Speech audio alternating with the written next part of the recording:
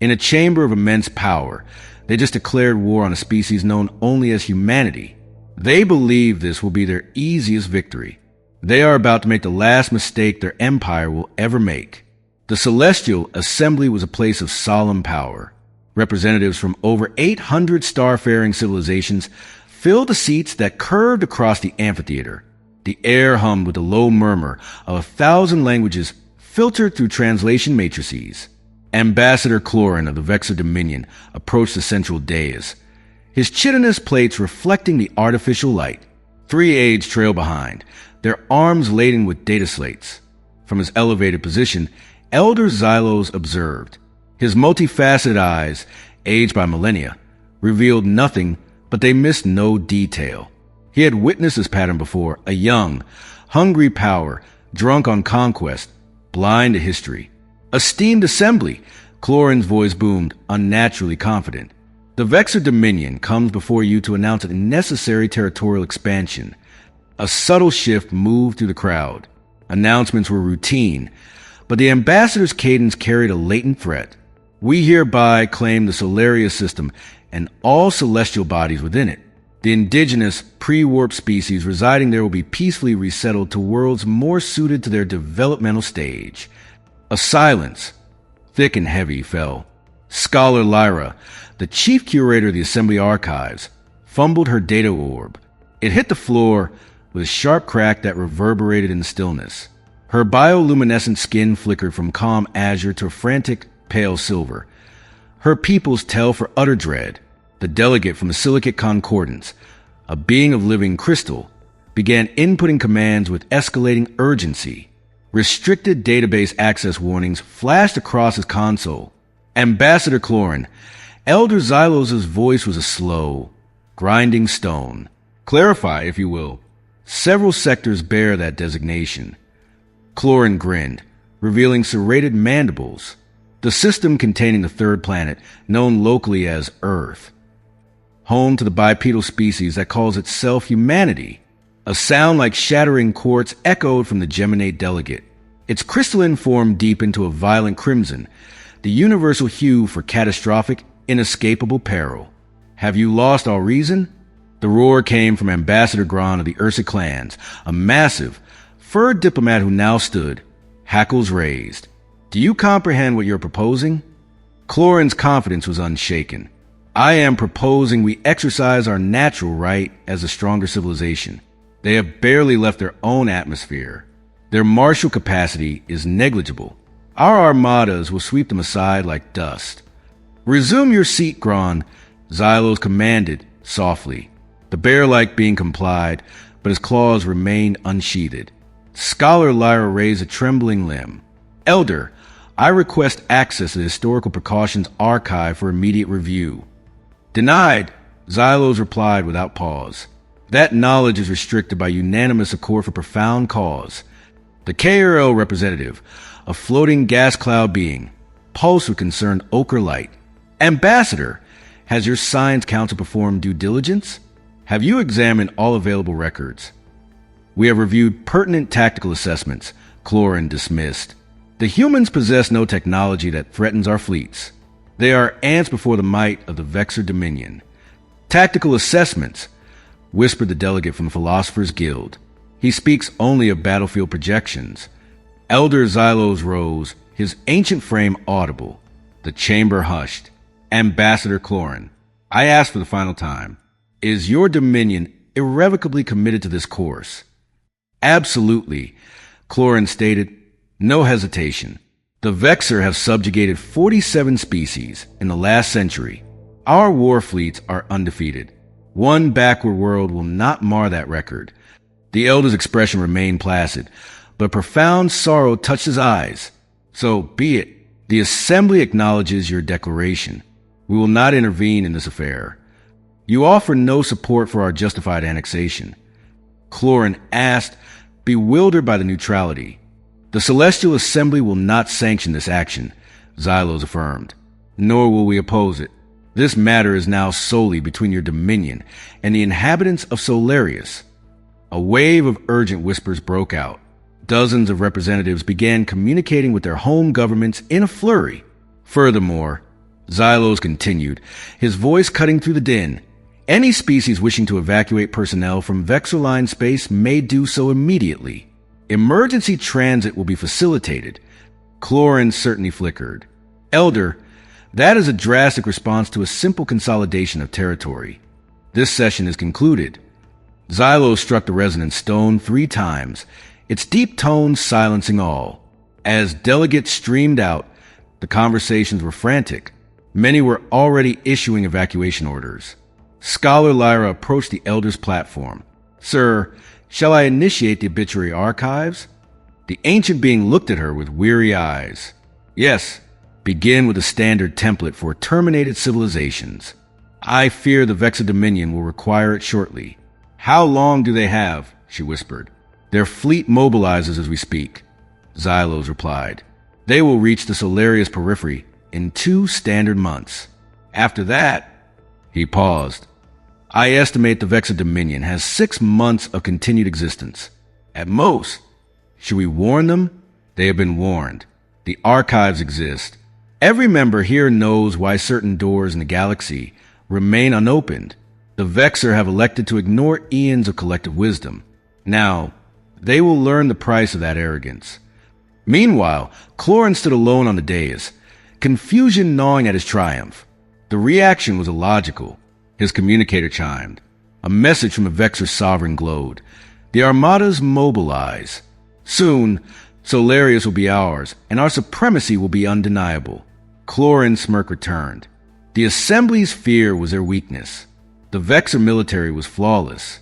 One primitive world could not change that.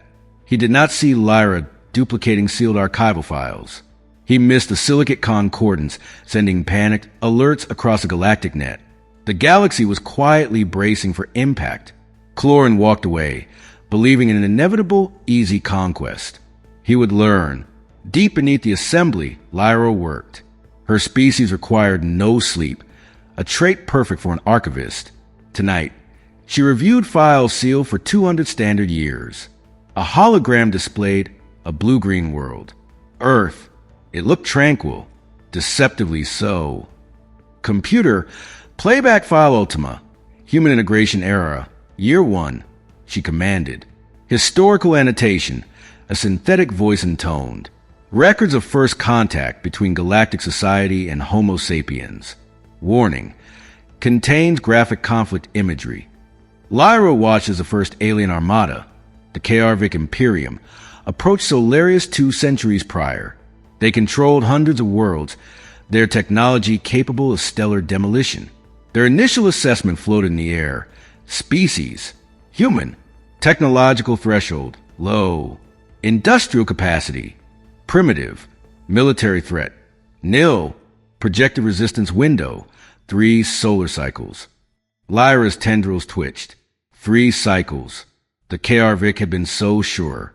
Play battle footage. Lunar orbital perimeter. The scene shifted. Massive Karvik dreadnoughts dwarfed the primitive human defense craft. The attack commenced. Plasma lances vaporized the first human squadrons. More came, only to be annihilated. Advanced to index. Engagement plus 8 hours. The footage jumped. Something had changed. Human vessels were moving erratically, using wreckage as shields, attacking in nonsensical patterns that somehow worked. Play intercepted human command traffic. Engagement plus 14 hours. A grainy, determined voice filled the archive. Asterisk all units. Pattern Sigma confirmed. Enemy weapon cycles. 52-second recharge. Lateral thrust bias to port. Execute revised maneuvering protocols. Asterisk. Lyra paused. Here was a pivot. While being slaughtered, they were learning. In the midst of chaos, they were adapting. Continue. By the 18th hour, human ships carried makeshift modifications. Scavenged Karvik tech repurposed with terrifying ingenuity. Computer, analyze adaptation rate.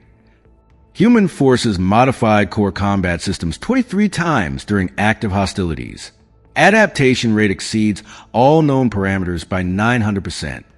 The footage accelerated. By day 3, Karvik forces were retreating from certain sectors.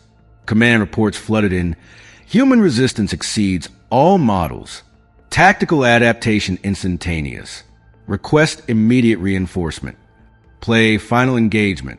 KR-Vic home system. The scene was utterly different. Now, a human fleet orbited the KR-Vic homeworld, but these were not the same ships. They were hybrids, human KR-Vic and entirely unknown technologies. Computer, fleet analysis. Human forces. 38% native design, 40% modified KR-Vic tech, 22% unknown origin. Alert. Several weapon signatures exceed contemporary galactic benchmarks. Lyra watched the surgical dismantling of the KR-Vic home fleet. It was methodical, precise, and utterly merciless. Play surrender transmission. A broken voice. Human command. We yield unconditionally. We beg mercy for our non-combatants. The human response was immediate. KR-Vic command. This is Fleet Director Alistair Vance. Surrender accepted. Civilian populations will be unharmed. Your species will survive. And they had. The KR-Vic now thrived as a protected agrarian society. Displays summary of subsequent incidents. The swarm of Xylos. The Zenathi Collective. More conflicts flashed. Two other powers, believing the KR-Vic were merely incompetent, tested humanity. The swarm lasted 11 months. The Zenathi, with their psychic network, held for 14. Both were seamlessly and utterly integrated into human-protected space. Computer, status of all aggressor species from the integration era. All three species extant. Population stable or growing under human stewardship protocols. Lyra compiled the data.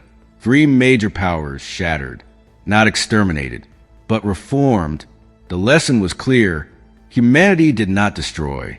They rehabilitated. And they learned from every enemy, incorporating their strengths. The Vexer, with their 47 conquests, were walking into a pedagogical nightmare. Computer, emergency distribution.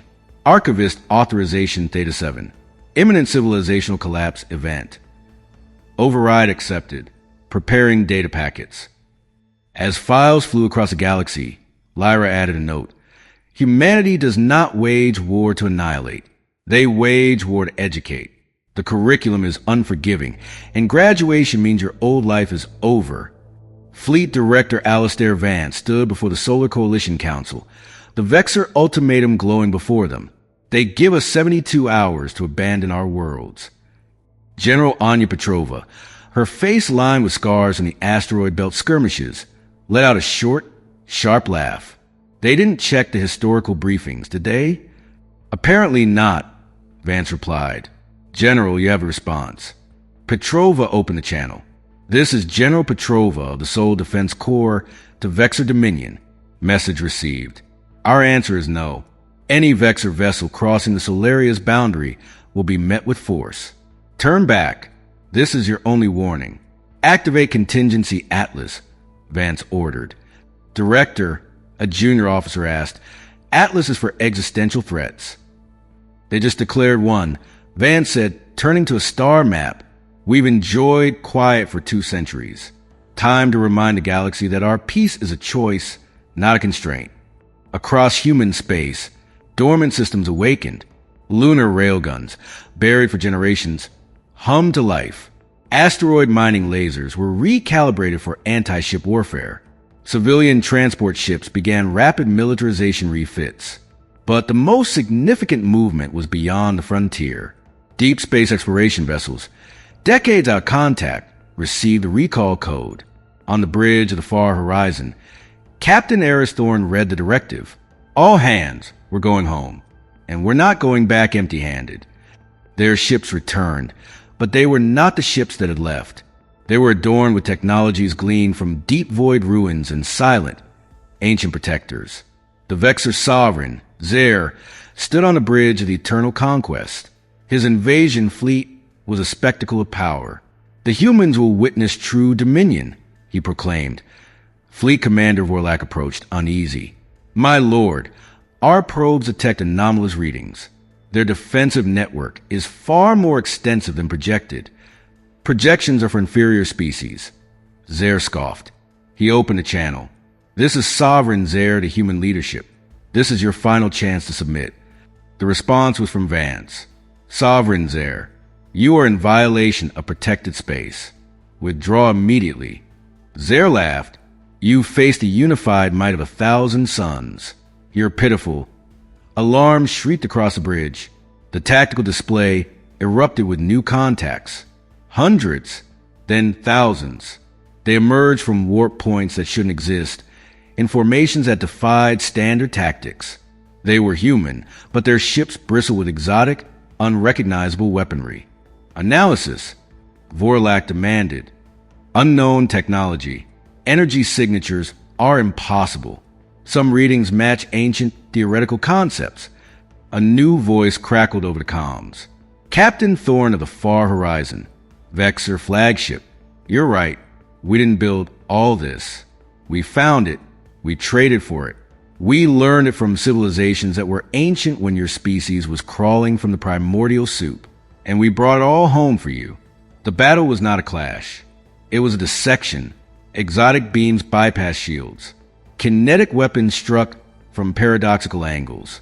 Within 4 hours, the Eternal Conquest floated alone, adrift in a sea of its own fleet's wreckage. Zare sat on his broken throne, stunned. Prepare to be boarded, Sovereign. Vance's voice was calm. You will face justice for threats of genocide. You will survive. Your dominion as a martial power will not.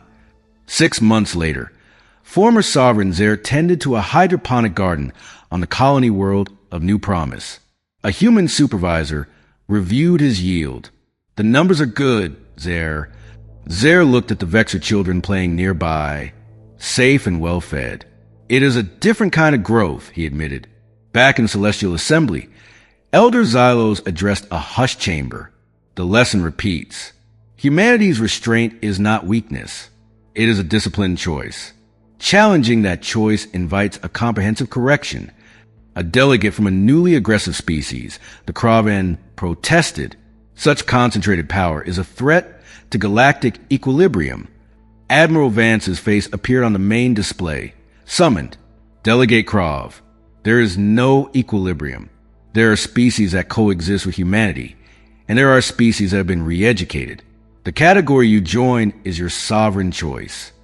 The call ended. The silence was absolute. Elder Xylos spoke the final truth. What the Vexor experienced was not a war. It was a controlled demonstration. Humanity was holding back. The Kraven delegate paled. If that was them holding back, then let us hope we never see them truly provoked. In her archives, Lyra made a new entry, Galactic Year 224. Another empire has mistaken pedagogy for pacifism. The teachers remain patient. The lesson, however, remains final. And somewhere in the infinite dark, a new species is discovering faster than light travel. They will look out, see a quiet blue world, and think it looks like an easy target. The galaxy holds its breath, waiting to see if they will read the history or become part of it. If you enjoyed this tale of cosmic consequences, show some love. Like this video and follow Winds of Thought for more journeys into the unknown.